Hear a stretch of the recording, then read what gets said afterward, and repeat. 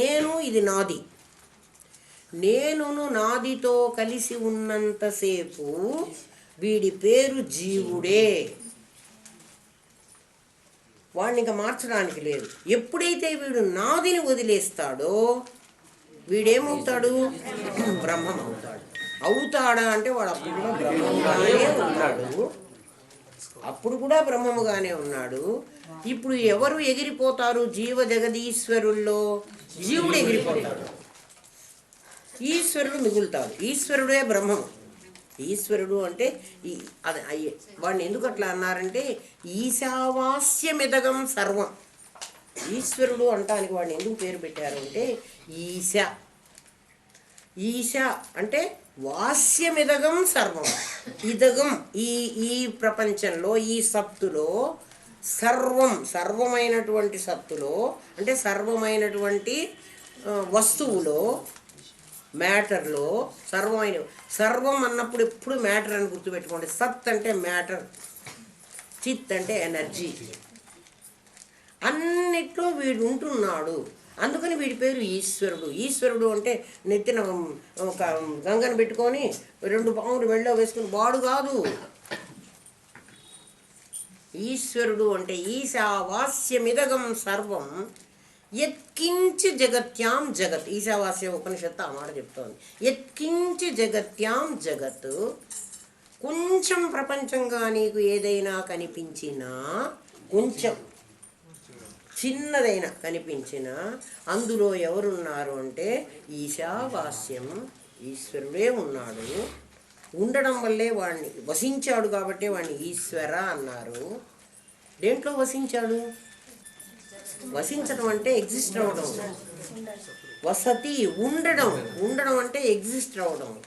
ఎవడైతే అందులో ఉన్నాడో వాణ్ణి ఈశ్వరుడు అన్నారు. యత్కించి జగత్యాం జగత్. ఇంత చిన్నగా కనిపించిన ప్రపంచంలో కూడా వాడే ఉన్నాడు. ప్రపంచంలో చిన్నగా కనిపించడం, పెద్దగా కనిపించడం కాదు. చిన్న వస్తువులో కూడా, చిన్న వస్తువు అంటున్నారు. వస్తువు అంటే అర్థం ఏమిటి? వసతి, ఉన్నది. వస్తువు ఇంత సూది కూడా ఉన్నది అని కనిపిస్తుంది, ముళ్ళు కూడా ఉన్నది అని కనిపిస్తుంది.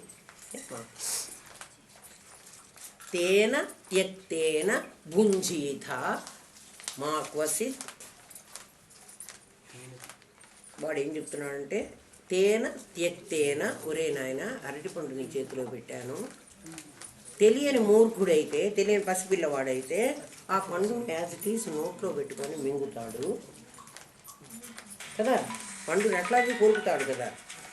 తెలిసిన వాడైతే దాన్ని ఓపెన్ చేస్తాడు. ఓపెన్ చేసి ఈ చెక్కని ఈ తొక్కును పారేసి పండును మాత్రం తింటాడు. తొక్క పారేసి పండు తినేవాడు తెలివి గలవాడు, తొక్కతో సహా పండు తినేవాడు తెలివి తక్కువవాడు. ఈశావాస్యమిదగం సర్వం యత్కించి జగత్యాం జగత్తు. కొంచెమైనా నీకు జగత్తు కనిపిస్తుంటే అది ఈశావాస్యమే. తేన త్యక్తేన, దాన్ని ఓపెన్ చేయరా. ఏం ఓపెన్ చేయమంటావయ్యా? నామరూప క్రియలు బీగ అవతల వారేరా. భుంజీత, ఇంకా అనుభవించరా. ఈశావాస్య ఉపనిషత్తు ఇంత చిన్న ముక్కలో ఇంత సంగతి చెప్పేసి చెప్పిందా చెప్పలేదా? చూడండి, మనకు సంస్కృతం రాక్కర్లేదరా. నీకు విషయం తెలిస్తే ఆ పదాలు ఆటోమేటిక్గా నీకు అర్థమైపోతాయి. ఎవ్వరు చదువుకోక్కర్లే అసలు. ఆలోచించు. ఈ ప్రపంచాన్ని చెక్కు తీసేసి తినడం నేర్చుకో. చెక్కు అంటే ఏమిటి? చెక్కు నామరూపాలు. నామరూపాలు వదిలేస్తే నీవే బ్రహ్మవైతావు. బ్రహ్మ ఎక్కడో లేడు, వాడిని ఎక్కడో సంపాదించిన అవసరం లేదు. వాడు తిరుపతిలో కొండ మీద కూర్చోడు, వాడు వైకుంఠంలో కైలాసంలో లేడు. వాడిని పిలుచుకోవచ్చుకో. ఎక్కడున్నాడు? నీ దగ్గర ఉన్నాడు. అది తీసేసి తినడం నేర్చుకో. అదే నేతి. నేతి నా ఇతి, నా ఇతి, నా ఇతి, నా ఇతి, అంతే. అది కాదు, అది కాదు. ఏది కాదు? నామం నేను కాదు, రూపం నేను కాదు, క్రియ నేను కాదు. ఈ 3 ఉనికి కలిగినటువంటి ఈ జీవుడు పదే పదే జన్మలకు వెళుతూ వెళుతూ వెళుతూ వాడి ఉనికిని నిలబెట్టుకోవడం కోసం వాడు పుడుతున్నాడు. నేను ఎందుకు పుట్టాను అని మొట్టమొదటి క్వశ్చన్ వేసుకున్నావు అనుకో, మొట్టమొదటి నాకు కర్మ లేదు కదా, నన్ను ఎవడు పుట్టించాడు? నీకు కర్మ లేదు, నిన్నెవడు పుట్టించలేదు, నువ్వే పుట్టావు. నువ్వు పుట్టిన వాడి ఊరుకోకుండా నీ ఉనికిని నిలబెట్టుకోవడం కోసం పదే పదే ప్రయత్నం చేస్తున్నావు. గురువు దగ్గరికి ఎందుకు పోలేవు నువ్వు అంటే, వీడి దగ్గరికి పోతే నా ఉనికి పోతుంది, వీడు నా ఉనికిని పోగొట్టేదాకా వదిలిపెట్టడు, నా సర్వస్వం వీడు కాజేస్తాడు, నీ డబ్బు కాజేయడు. అందుకే గురువు ఎవరో తెలుసునా? గురువు విత్తాపహారి కాదు, చిత్తాపహారి. నీ చిత్తం లాగేసుకుంటాడు, వాడి కంట్రోల్లో పెట్టుకుంటాడు. వాడి కంట్రోల్లో పెట్టుకుని ఏం చేస్తాడు? నీకు ఏవేవి దయ్యాల్లాగా పట్టినయ్యో అవి నీ ఉనికి, నీ పెళ్ళాం పిల్లల్ని వదిలిపెట్టమని చెప్పేవాడు గురువు కాదురా కదా. నువ్వు సన్యాసం పుచ్చుకో, నీ మొగుడు వదిలిపెట్టేసేయి. అమ్మో, గురువు అట్లా ఎప్పుడూ చెప్పకూడదు. నాయన పడవ ఎప్పుడు నీళ్ళల్లో ఉండాలి, పడవలో ఒక్క చుక్క నీళ్లు కూడా రాకూడదు. నువ్వు సంసారంలో ఉండు, సంసారం నీ లోపలికి తేవా. నీ లోపల ఎప్పుడు కూడా నామరూప క్రియలను వేరు చేసేదే. ఈత కొట్టాల్సిన వాడు ఏం చేస్తాడరా చెప్పండి? నిన్ను నీళ్లలో పడేశాను, నువ్వు ఈత కొట్టాలి, నువ్వేం చేస్తావు? ఆ నీళ్లను నెట్టాలి. నువ్వు నెట్టకపోతే నీళ్లు నిన్ను ముంచేస్తాయి. రెండు చేతులు పెట్టి నీళ్ళను నెట్టిన. ఇప్పుడు నేను సంసారంలో మునిగి పడున్నావురా. ఇప్పుడు నామరూపక్రియలనే నీళ్లు నిన్ను ముంచడానికి రెడీగా ఉన్నాయి. వాటిని నెట్టేగా నాయన, చేతులతోనా? జ్ఞానంతో. అందుకనే నీ చిత్తాన్ని వాడు కంట్రోల్ పెట్టేసుకుంటాడు. గురువు అనేవాడు చిత్తాపహారి, విత్తాపహారి కాదు. నీ డబ్బులు వాడికి అక్కర్లే, వాడికే డబ్బులు వద్దో మరో అంటే నీ డబ్బులు వాడికి ఎందుకురా? మళ్ళీ నీ డబ్బులు తీసుకుని వాడేం చేయాలి? ఏం అక్కర్లే.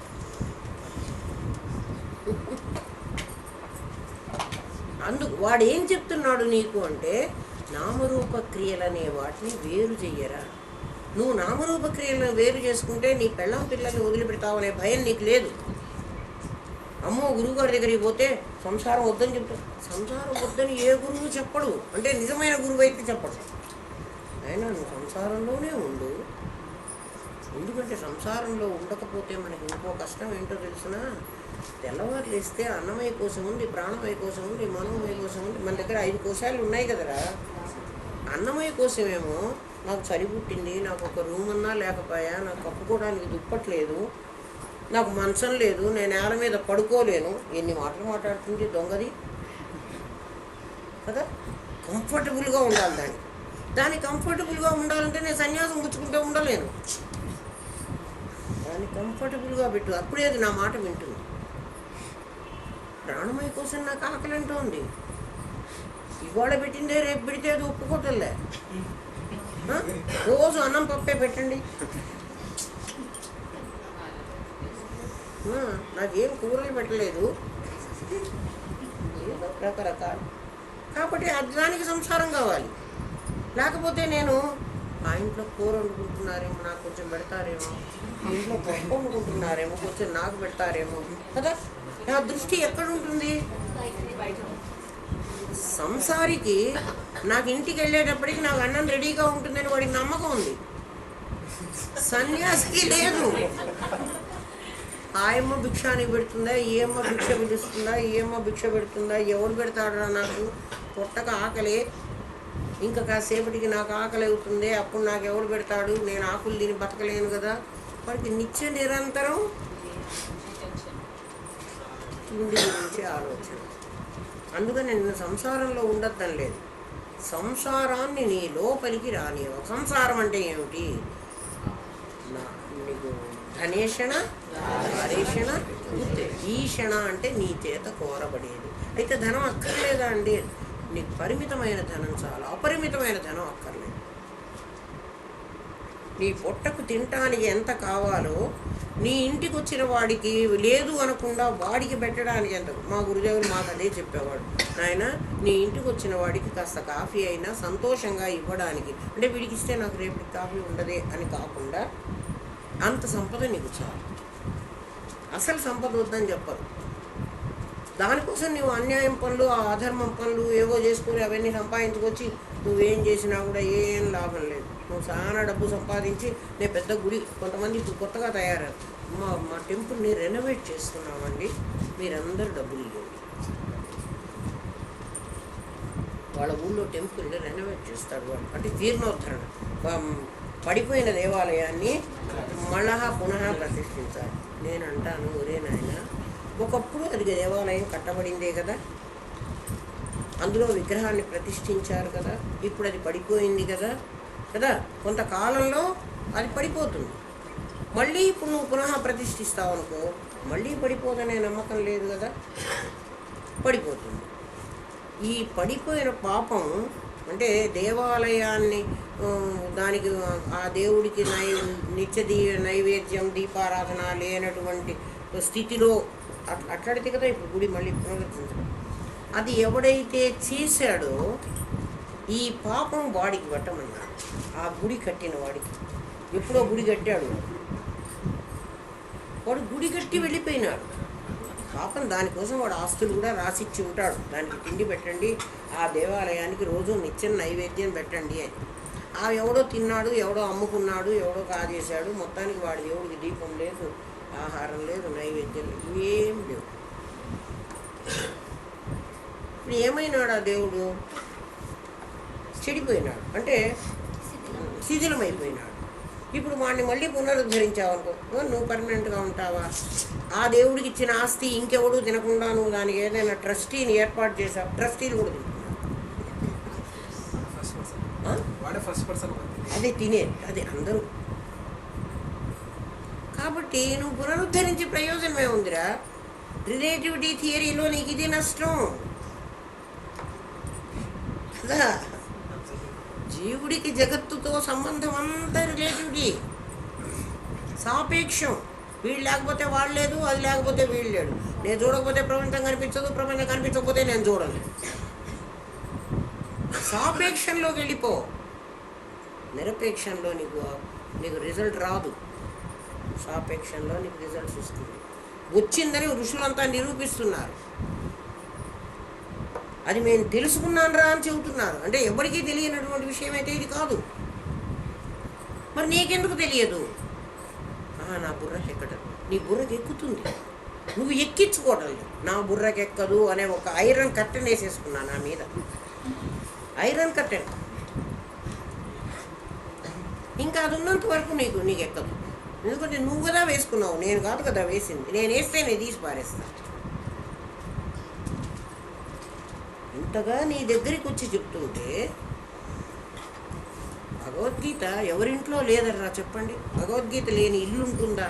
ఎవరైనా వేరే వాళ్ళకి ఎవరికైనా ఉంటాయేమో కానీ సాధారణంగా సామాన్యమైన మనలాంటి కుటుంబాలన్నింటిలో భగవద్గీత ఉంటుంది. భగవద్గీతలో ఒక్క శ్లోకం వినరా నాయన, నీకు ఆ ఒక్క శ్లోకం తెలియకపోతే ఎవడైనా ఒక గురువు దగ్గరికి వెళ్ళి, అయ్యా ఈ ఒక్క శ్లోకానికి నాకు అర్థం చెప్పండి, నేను ధన్యుడిని అవుతా, నేను తరిస్తా. ఎందుకురా? తద్విద్య ప్రణిపాతైన పరిప్రశ్నైన సేవయ, పోరా పరిప్రశ్న చేయరా. ఉపదేశంతో జ్ఞానం, జ్ఞానిన తత్వదర్శిన. నువ్వు ఎవరి దగ్గరకు వాడి దగ్గరికి వెళ్ళి అడిగితే నీకు భగవద్గీత వాడు చెప్పడు, వాడికి రాదు. సంస్కృత పండితుడి దగ్గరికి వెళ్ళాడు, వాడికి రాదు. వాడు ఏం చెప్తాడు? లిటరల్ మీనింగ్ చెప్తాడు నీకు. లిటరల్ మీనింగ్ ఏమిటంటే ఈ శ్లోకానికి అందరూ నిద్రపోతుంటే జ్ఞానైన వాడు మెడిపోతూ కూర్చోవాలి, వాళ్ళందరికీ వీడు కాపలాగాయాలి.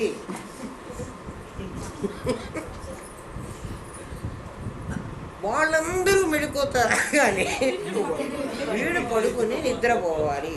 కావాలంటే ఈ శ్లోకం మళ్ళీ చదువుతా వినండి. యా నిశా సర్వభూతానాం తస్యాం జాగర్తి సంయమి. సంస్కృతం అర్థమవుతోంది కదా. యస్యాం జాగ్రత్త భూతాని సా నిశా పశ్యతో ముని. అప్పుడు వాడికి రాత్రి, వీడికి రాత్రి, వాడికి పగలు, వాడికి పగలు, వీడికి రాత్రి. గురువు ఒక గుడ్ల గూబ అన్నారు.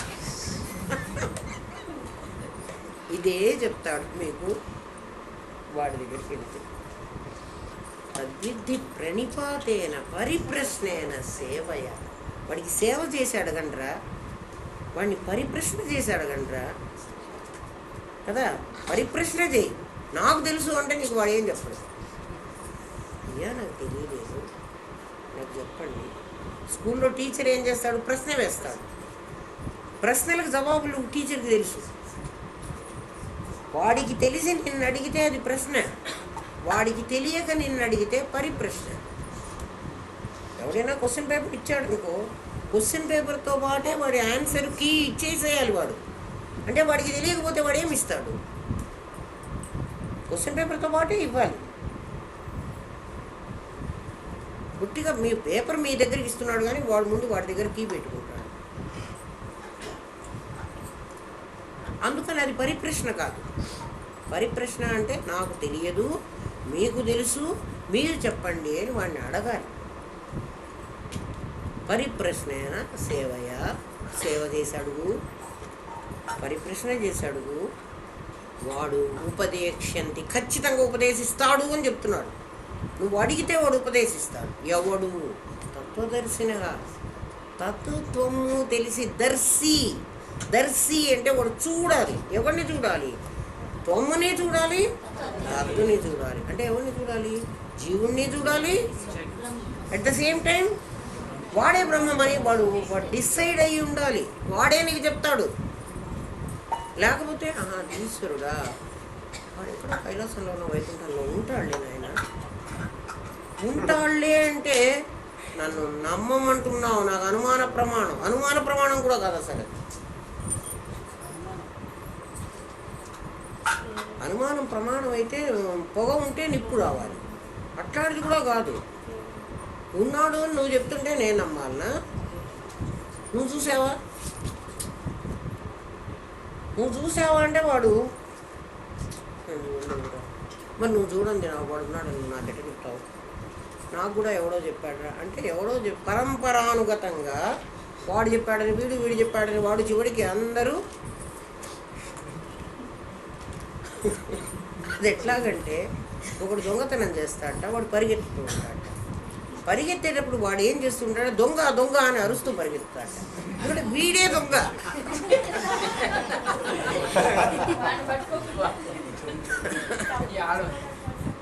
వీడిని పట్టుకోకుండా ఉండాలని వీడే దొంగ దొంగ అని అరుస్తూ పరిగెత్తుతాడు. అంటే ఏమిటి? వాళ్ళందరి దృష్టి ఎవడో దొంగ, వీడిని పట్టుకోరు ఎవరు. వీడే కదా దొంగ దొంగ అని అరుస్తున్నాడు. అసలు ఎవరు డబ్బులు పోయినాయో తెలియవు, ఎవడు దొంగో తెలియదు. అందరూ కలిసి లేని దొంగ వెంట పరిగెత్తుతారు. అంతే కదా ఇప్పుడు మనం చేస్తున్న పని. అది అక్కడెక్కడో దేవుడు ఉన్నాడు. ఎక్కడున్నాడు ఆ దేవుడు? నీ దగ్గరే ఉన్నాడు. వెతుక్కోలేకపోయినా.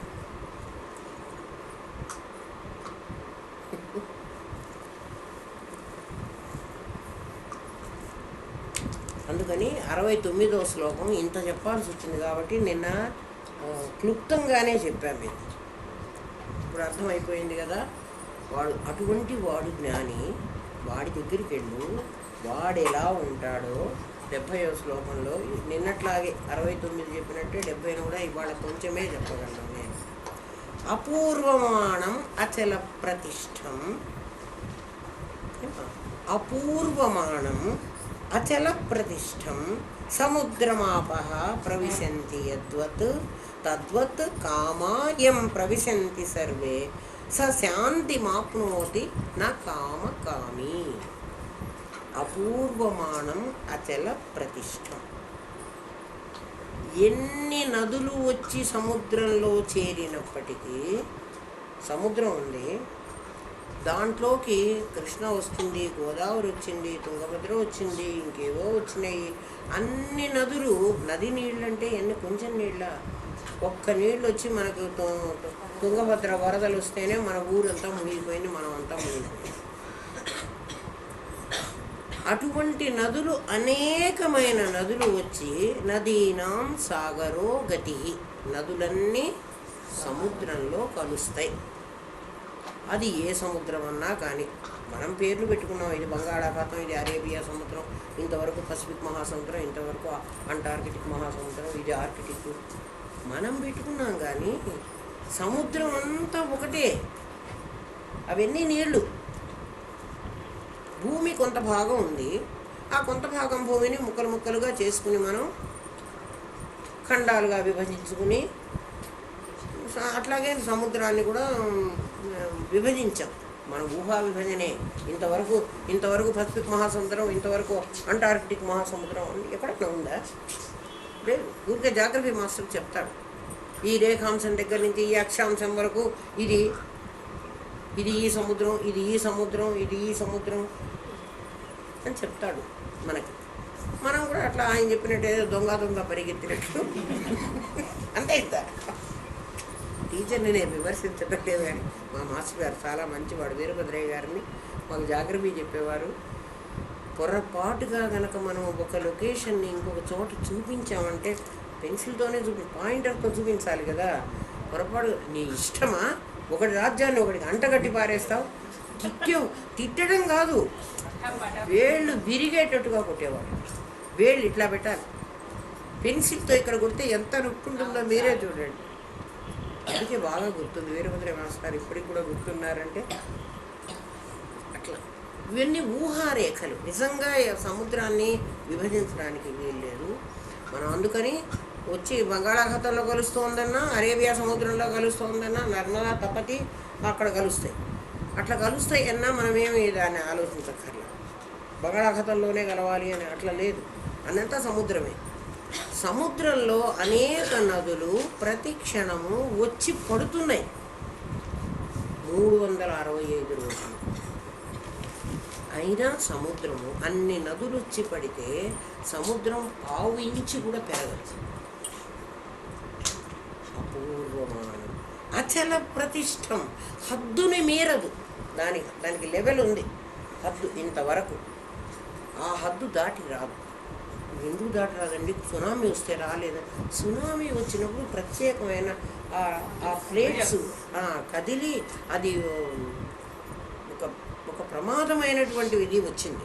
తుఫాన్ వచ్చి అట్లా నదులు వచ్చి చేరడం వల్ల సముద్రం 1/2 ఇంచ్ కాదు కదా, మిల్లీమీటర్ కూడా పెరగదు.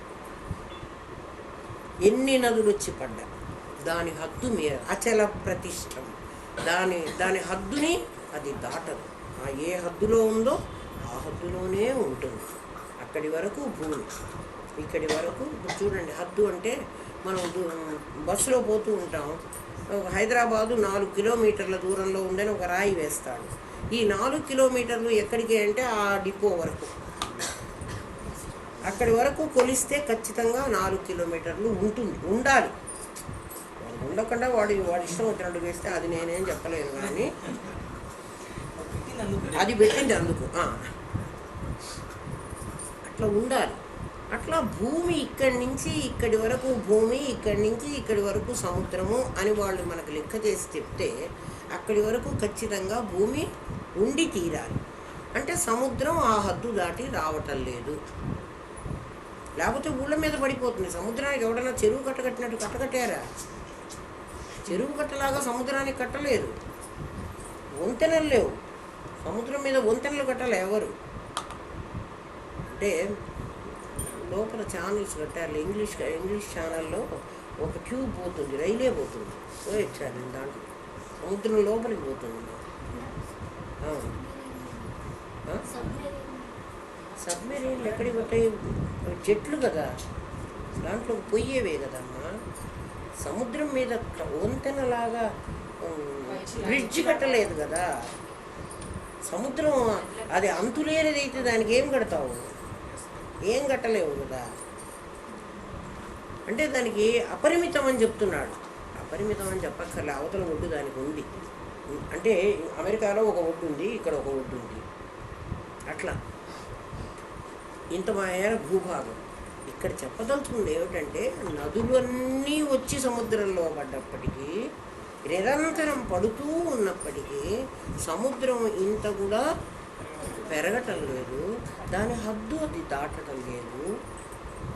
ఒక పరిమితమైనటువంటి హద్దులోనే ఉంటున్నది. ఏమో నీళ్లు కాస్త వచ్చినాయి కదా, ఇంకాస్త ముందుకు పోదాం లేని సముద్రం అనుకుని ఉంటే మన ఊరు ఎప్పుడో మునిగిపోతుంది. అదే నది అనుకోదు. మీకు నదికి సముద్రానికి తేడా చూడండి. నది దాని మీదకి ఏ నీళ్లు కొత్త వచ్చి చేరలే, ఉపనదులు వచ్చి చేరితే నది కొంచెం పెద్దది అవుతుంది అంతే. కానీ నది పొంగిందనుకోండి శుభ్రంగా ఊరి మీద పడిపోతుంది. గోదావరి ఎన్నిసార్లు పొంగుతోంది, ఎన్నిసార్లు గోదావరి ఎన్ని లంకలన్నీ ముంచుకొని పోతుంది, అవన్నీ కొట్టుకొని పోతుంది, తీసుకొని పోతుంది. సముద్రం పట్ల ఊళ్ళ మీద పడి ఊళ్ళనన్నింటినీ తనలోకి లాక్కోదు. ఇంకా సముద్రంలో గొప్పతనం మీరు చెప్తా చూడండి, చచ్చిన జీవిని సముద్రం ఉంచుకోదు. ఎవరైనా చచ్చారనుకోండి సముద్రంలో, మనుషులు కాదు, చిన్న చిన్న నత్త గుళ్ళలు కూడా బతికుంటేనే దాంట్లో ఉంచుకుంటుంది, చస్తే బయటికి నెట్టి పారేస్తుంది. సముద్రంలో సజీవమైనవే ఉంటాయి, నిర్జీవమైనవి ఉండవు. సముద్రానికి అదొక నియమం ఉంది. అందుకే సముద్రుడు బ్రాహ్మణుడు అంటారు. వాడిని ఎప్పుడంటే అప్పుడు ముట్టుకోకూడదు, వాడి పర్మిషన్ తీసుకునే ముట్టుకోవాలి. అందుకే రామబాణం వేసుకుని ఉంచోవాలి. మనం వాడే అల తీసుకొచ్చి మన కాళ్ళు గడిగి, అంటే అతిథి మర్యాదలు చేస్తున్నాడు, రమ్మని లోపలికి పిలుస్తాట, అప్పుడు వాడి దగ్గరికి వెళ్ళాలి, వాడిని ముట్టుకోవాలి. ఎప్పుడంటే అప్పుడు పోయి సముద్రానికి తిరగదు. అపూర్వమానం అచల ప్రతిష్టం, అపూర్వం, అది నీళ్లతో పూరింపబడుతోంది. పూరకం అంటే పూరించబడేది, నీళ్లతో పూరిస్తున్నారు. పూరిస్తే మామూలుగా ఎక్కువ కావాలి, అది ఎక్కువ కాదు. సముద్రమాపహ ప్రవిశంతి యద్వత్, దాంట్లో నుంచి అనేకమైనటువంటి